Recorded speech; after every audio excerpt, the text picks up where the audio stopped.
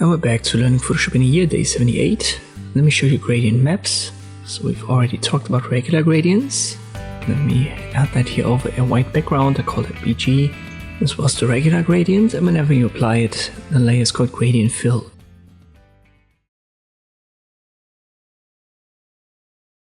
But under adjustment layers, we also have a gradient map. And if you apply that, it's not called gradient fill, it's called gradient map. It's already applied, black to white, but we can't really see it. We make that red to blue.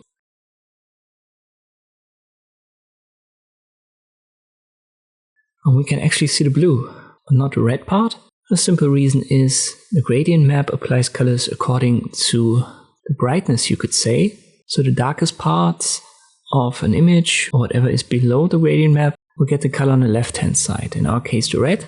And bright parts, they will get the color on the right, which is green in our case. And as our background is fully white, we can only see the green color.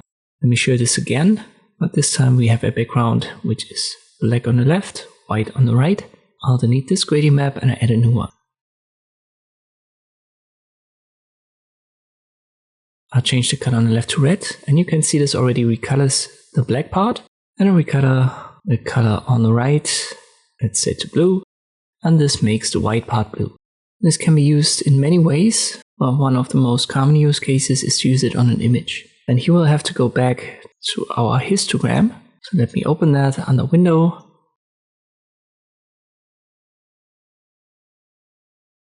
And I have it show all channels.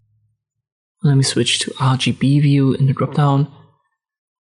And here we can yet again see the darkest parts on the left, the bright parts on the right. If I use an adjustment layer, let's say brightness and contrast, and I adjust the brightness, obviously I have to put this on top of my image. So I adjust the brightness to the right, which pulls the entire histogram to the right, so it gets brighter. If I put it to the left, it gets darker.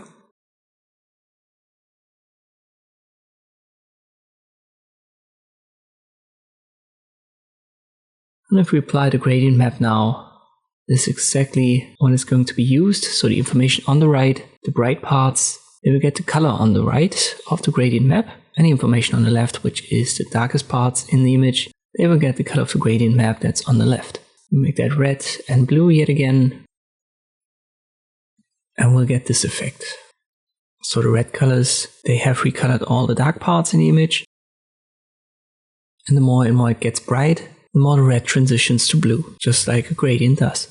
In most cases, you don't want to use it with an opacity of 100%, but for this image, we could go to maybe like 20, 15, something like that. And this would give the image an entirely different feel. And there's the difference between a gradient fill and a gradient map in Photoshop. I hope this video was helpful, thank you for watching, and I'll see you next time.